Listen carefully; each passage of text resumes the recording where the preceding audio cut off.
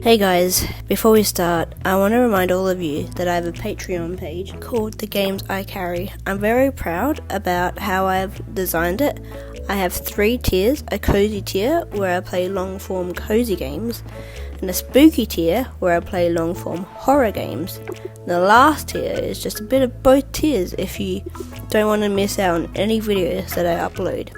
Plus, the Best of Both Worlds tier has a 7-day free trial, so if you want to experience what my Patreon is about, get the 7-day free trial. If you find out that horror games aren't for you, then you can just become a member of my Chill Out Vibes, which is at $3 a month. That's only $3 a month for my Chill Out Vibes tier on my page. That'll be coziest of cozies. I believe that my Patreon page there is something for everyone, I feel like. It'll be a fun time for everyone and super inclusive. Plus, I'll be doing live streaming, which, is super nerve-wracking for me anyway, because I've never live streamed in my life. That's a new experience that I want to experience. Come and see me be a nerve-wracking kind of gal on my Patreon page. But you guys can become part of the conversations for my podcast and topics that I'm going to bring up, and you guys can have your opinions and thoughts about certain topics that I want to talk about, and I'll share what you guys say on my podcast. So kind of like community thing, like I want my podcast to be a community involved kind of episodes, where everyone has their thoughts. It's really like a virtual partner, I suppose. So I'll leave my Patreon page link in the description below, so it's just a click away. So yeah, see you guys there. And now onto my podcast. I've joined YouTube because I enjoy video games and enjoy sharing my experience with the big wide world. It makes me feel like I'm playing video games with a bunch of friends and just hanging out, and that's what I most enjoy about it. Recording gaming videos is my passion in life and something that brings me joy and happiness. I think playing video games can be a little controversial, as sometimes it's seen as waste of time, but so much time, effort goes into creating a video game. Games that have fantastic graphics tend to be more well received, as well as games with great sound design and soundtrack, plus actors who put their hand up for motion capture. So there are actual actors who get involved in the making of video games. If it's not motion capture that the actors are doing, it's voice acting, which is them in a sound booth reading lines out and providing extra sounds depending what the characters are doing. So for example, the actors may provide huffing and puffing sounds if the character was running, like in a video game. Are starting to become very high budget, and I feel like some video games are just as high budget as movies, That's why I play video games, to enjoy all those aspects of it. That's why I have a huge passion in it, because just like movies, there are different genres of video games, and I would love to make a business out of it, so I can continue providing better and greater content for you guys, both on my YouTube and my Patreon page. In my personal life, I've tried applying for jobs to be a part of someone else's company, and I've only ever been rejected. There have been job positions that have been a dream of mine to be a part of or to work for. So I would spend a week and a bit working on my application and making it look perfect and making it look appealing to employers. I would spend so much time and effort on these applications that I would be proud of, so I would submit it to the job position, only to be hit with rejection. I'm not saying I'm the only one that this happens to, but I have been around the ringer for the majority of my adult life. Since leaving school, I have always struggled with being accepted for jobs. The amount of failed applications and failed job interviews, it really takes a toll on my mental health. It makes me feel inadequate, a failure, and not good enough. It kind of drives me insane a little bit, because there's this societal expectation that I should have something going for myself. It just feels like all my hard work isn't paying off. and I'm just met failure after failure. I'm starting to lose hope and any inspiration for my future applications. And you know when you have to do a certain thing that you don't want to do, so you end up doing something more enjoyable instead?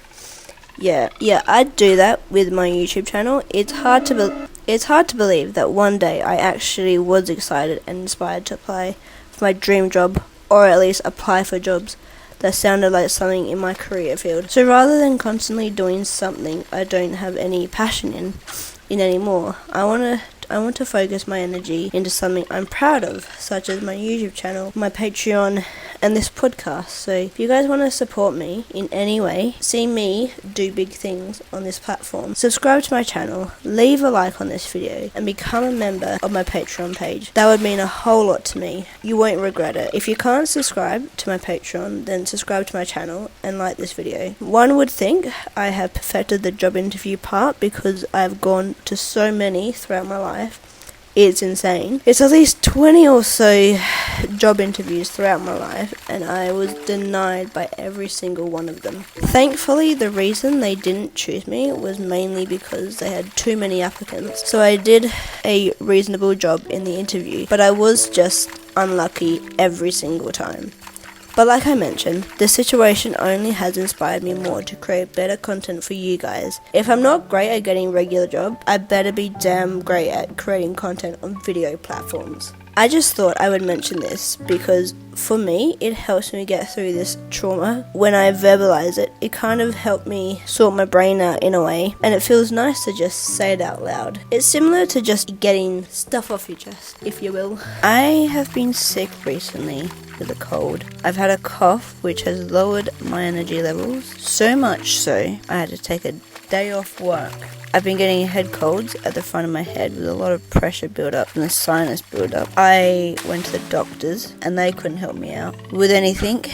Basically told me it was a common cold and to rest up. I mean, luckily I live around the corner from the doctors, because, you know, that would have been hell of a waste of my time. But whilst I've been sick, I've been really into eating a lot of my simple pleasure foods. I've been eating a lot of sushi from my favourite sushi place. They have amazing flavours. I've been buying the Inside Out tuna and cucumber rolls. They sometimes do crispy spicy tuna Inside Out rolls, but they haven't made those in a while, so I'm stuck with just the tuna Inside Out rolls. The other flavours I get is the crispy spicy chicken rolls. As much as I love it, it does have some spicy kick to it, and it helps clear out my sinuses. So that's great for the mend of my health, but it's like a warm hug when you buy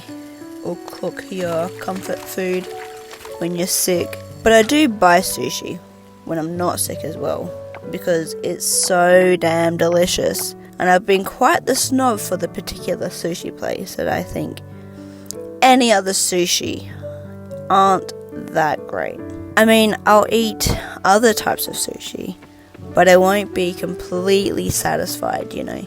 Do any of you guys have any simple pleasures or comfort foods when you get sick, or just like comfort foods whenever, I suppose? Yeah, I actually had the spicy chicken roll just the other day.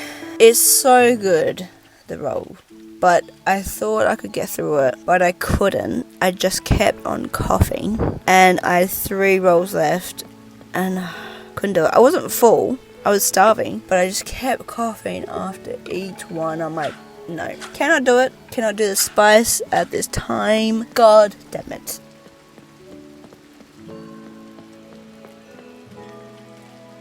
Do you guys ever drive to nowhere? Like, just go on a drive journey on your own to nowhere. I like the idea of it. However, how far do you drive before it's considered too far away from where you left? Like, is there an invisible wall you get to where the captions show up out of nowhere to tell you to turn back? Like in a video game? I'm joking, obviously. But honestly, how far is too far? How far away would you drive to nowhere from your location before it's considered too far? I think that's what concerns me about driving nowhere and just experiencing the surroundings. I don't want to run out of petrol, but also, if I drive around the block of my house, that's a heap sus and creepy. Or do those people actually have plans to go somewhere and then they just say they're driving to nowhere? I don't know. You guys tell me, what do you think? I've been watching a lot of Fears to Fathom, and it makes me think I've never driven into the stars anywhere by myself. I probably wouldn't travel or drive outside my state on my own. My direction skills aren't great at all in new places. I'm kind of like a sheep, and anyone who travels with me is the shepherd. I'll go to public places by myself within my own state because I know where stuff is and how to get there. And I wouldn't feel so anxious or uncomfortable being on my own. I mean, I could go out by myself during the day, but at night time on my own, most likely not. I'm a bit of a granny, and I like my sleep. So I end up going to sleep around 9:30 at night. I gotta get that 7 to 8 hours of sleep, that beauty sleep. But the Fears to Fathom games look scary, as well as the Chiller's Art games. Would you guys be into me playing those games? Would you want me to play them? Would you see them? Because I will play them. I will play the Fears to Fathom games. And I will play the Chiller's Art games. Only if you guys want to see them. Only if you guys want to see me play them. Alright? Let me know in the description. Let me know your thoughts. Please. But yeah, speaking of spooky games, let's move on to spooky stories for the spooky season. I watched a video on YouTube about a woman caravanning alone across America. She looked about in her mid-30s, and she was fully aware of the risks, but doing what she loved anyway. Here's the story. In the video, she recounts a strange, unsettling experience that happened one afternoon. She had pulled over at a remote reserve to take a break from driving and wash her clothes. The temperature was suffocating, maybe around 40 degrees Celsius. The air felt still until she noticed birds in the distance squawking wildly. Their calls sharp and frantic. You know how animals seem to sense when something is wrong. Like in Bird Box, when the birds freak out right before the danger strikes. She felt her own tension building as she listened. Suddenly, aware of how isolated she was, moments later, an older man in his late 60s or early 70s putted up beside her in a golf buggy. He asked if she needed water, his voice casual, but his eyes hidden behind dark sunglasses, seemed fixed on her. She politely declined, but he lingered, asking again if she was sure. His persistence made her uneasy, but she thanked him and repeated she had everything she needed. The man didn't leave. He just sat there in his buggy, silent, staring in her direction. Finally, he told her, "You shouldn't be parked here. Something could happen. It's safer to park over there," gesturing towards an open, exposed area with no shade. She asked if he was a park ranger. He wasn't, just concerned. She felt trapped between politeness and the gut feeling telling her something was off. When she declined his suggestion to move, he finally nodded and said he'd be off. But his slow retreat felt more like a lingering gaze in motion than a real departure. Roughly an hour later, the buggy returned. The same man, but this time he acted as if he was someone else. He mentioned that he'd noticed another guy watching her from the trees and pointed off to some ambiguous spot in the distance. Then he asked again if she needed anything, this time suggesting she shower at his nearby house. "It's perfectly safe," he assured her. "I have a family, kids, a wife. I'm barely there." Again, she declined, but her voice was tight now. The man sat in silence, his hands idly stroking the steering wheel, his gaze never leaving her. She could feel his eyes on her, unwavering, as if he was waiting for something. She kept hinting that he should leave, saying things like, "Well, I'll be back on the road soon," hoping he would take the hint, but he just nodded, muttering, "No worries," and stayed put. He didn't move for a full 20 or 30 minutes. He sat in his buggy, just watching. A silence thick with tension hung in the air. Finally, without a word, he drove off, his buggy rattling off into the distance. The woman wasted no time. She grabbed her things, hurriedly packed up, and drove as far as she could from that desolate spot, the unsettling feeling of his gaze following her long after he'd gone.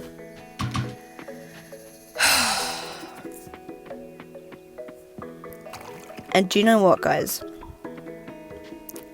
That's a real YouTube video. That's on YouTube. And someone in that video, well, this woman did like a follow-up video, and in that follow-up video, someone mentioned that guy, that man in the first one, had written comments in that same video. He'd written comments in the video that he was in. Like, what? I think the true horror is being a young woman alone on her own out in the big wide world. So many horror games play on this fear because it is what happens in the real life. Fears of Fathom, one of their games, has this. In the Airbnb one, where having boundaries and saying no to strange men can escalate the situation and create an even more of a danger. Just saying no can make strange men or strange people angry. So it's scary because saying no is protecting yourself, but at the same time can make the whole situation worse. So it's like, what do you do? I mean, thankfully, 9 times out of 10, the strangers back off after they hear no. But it's scary on those off chances when they don't take no for an answer. The power of saying no is so important. However, for that reason, saying no can be a challenging thing.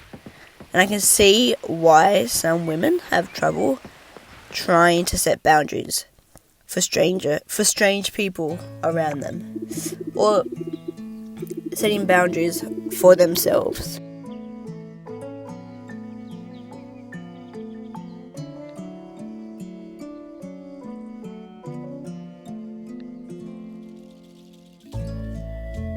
So, I just finished listening to Tower 4 audio drama.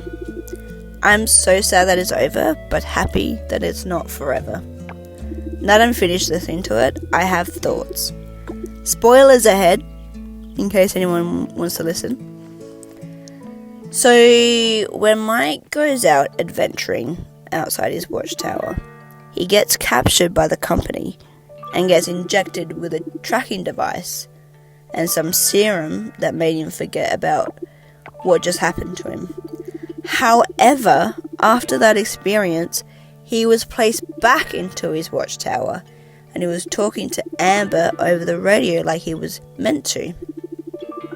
and he was asking Amber about everything that has happened in the last couple of months. And then his memory was slowly coming back until he remembered everything that had happened. Is this not a loophole in their plan? Has 2 fire lookouts, and one of the people has their memories taken, and the other doesn't? Wouldn't you think that that's a natural thing to ask about the past? I mean, I think certain words or phrases were triggering to Mike to remember what happened to him.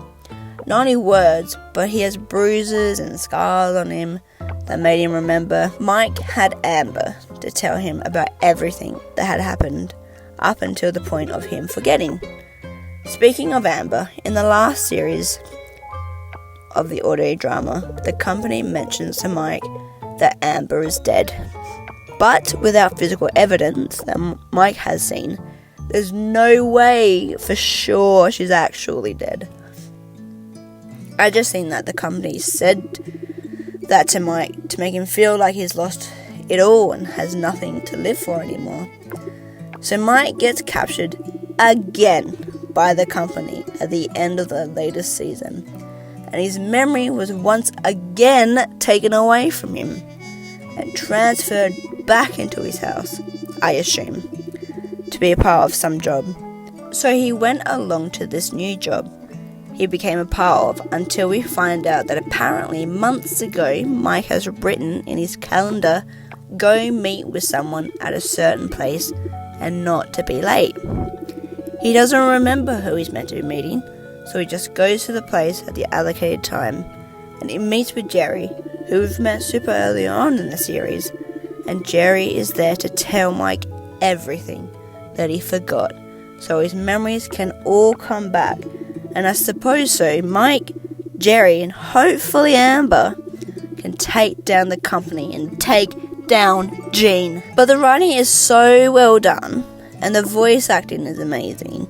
I really love how they were able to capture the right emotions and tones of each scene just by their voices, an added background effect. It's quite a magical audio drama. They make it easy to imagine what you could be looking at, as if it was a TV drama or a movie or anything visual. It's nearly like it could be visual, but it's not. I'm an easy pleaser, honestly. I enjoy most things and rarely disappointed by movies, shows, or audio dramas. Then again, in saying that, with podcasts, I do prefer to listen to audio dramas over people just casually talking. It's ironic, I say, but it's true. So, the producers of Tower 4 are taking a break from Tower 4 to create some other audio dramas. So until they come back with that series, my next audio drama, I'll be listening to Blackout, seeing as I'm currently playing Until Dawn remake, which you guys should watch on my Patreon. Get on it, guys. That game has Rami Malek in it, and Rami is in Blackout too.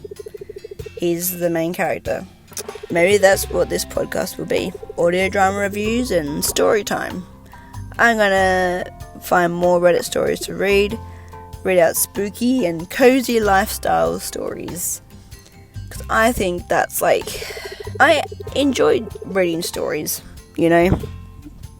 Whether they're whether they're my own or someone else's. Either way, they're quite fun.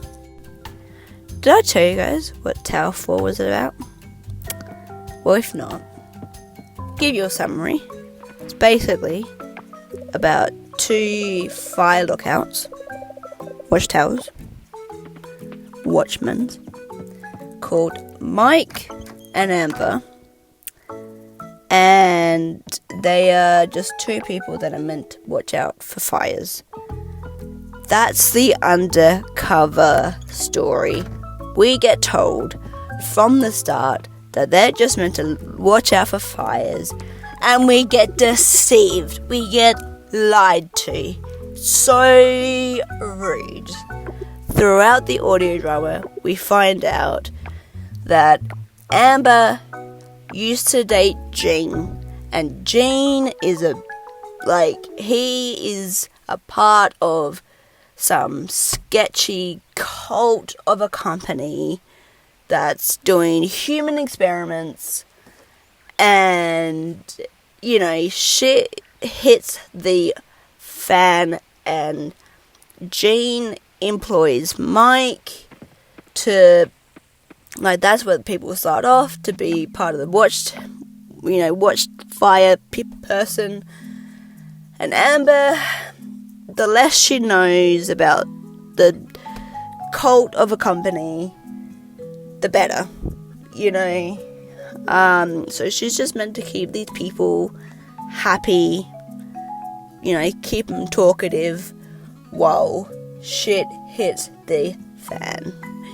She doesn't know anything, and all this shit happens to these people in Tower 4, and Amber just doesn't know about it. So when they're like, oh, I just got injected, I just got bashed, and I have a tracking device now, and Amber's like, what? Huh? No, you're making this up. Gaslight them. She's gaslighting these people. Not on purpose, because she's in the, what's it called, bliss? No, she's in what's the word? Ignorant? No. She's unaware. We'll just go, she's unaware, and that's the worst part. But thankfully, during the series, Amber and Mike meet up. Before all that, Amber actually ends up trusting Mike in all the information he tells her, and what happens to him, and which is good. And then they meet up, and she's like, oh, all of the stuff you were saying was true. And he was like, what do you mean? You didn't believe me up until now? Oh, lies. But she was like, no, I believed you.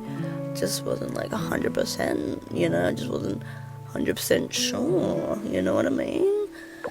But now I've seen you, and now I know 100%. Yeah, but, now they, at the end, there was a big, massive fire engulfing the forest. Not natural fire. The company was setting little fires around the place to burn down any evidence of the company. But yeah, so everyone was evacuating the forest, which evidently happens at the end of Firewatch the game. So, I guess that's the only way to disguise any culty, sketchy, human trafficking, human experimenting stuff. That's the only way to do it, is just to burn the forest, But yeah, so Mike and Amber ends up, Jim was like, oh, Amber, you should come with me, we're gonna, get on this chopper, get on a chopper. That was so shit. And then Amber was like, no, Jim, you're gone, see you later. She goes back to Mike, and they end up just trying to, find any other way to exit the forest. That's not the main entrance, because all the bad people are exiting the forest in the main place. But yes, apparently that doesn't happen.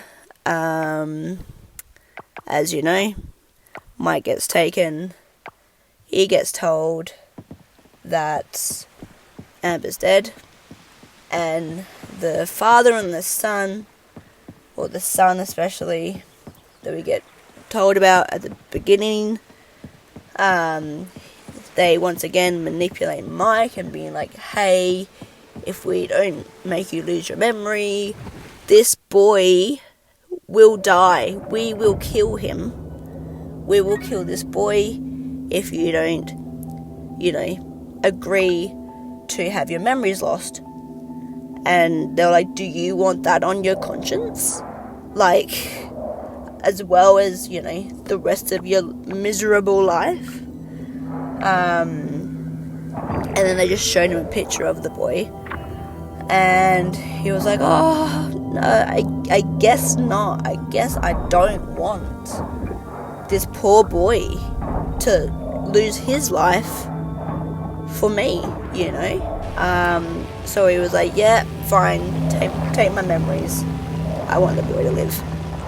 Now, is that boy real in the story? Was he ever alive or dead? We still don't know, because it's just a story. Well, I guess it was like a bit of a crime scene. I guess it was like missing. Like, there was a whole story where it's like, his father and his son was like missing. But again, now this company's been introduced, we don't trust them. Is this just another made up story? Have they just made this crime up? Like, does it even exist? We don't know. I don't know. I don't trust the company. I don't trust any story, whether it's real or not,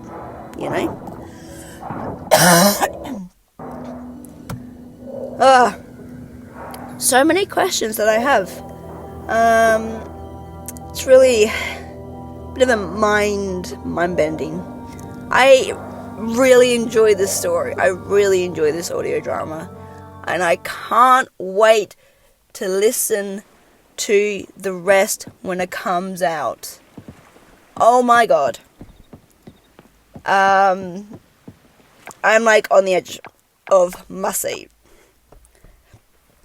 But yes, good job, writers and voice actors and everyone involved. It's so great.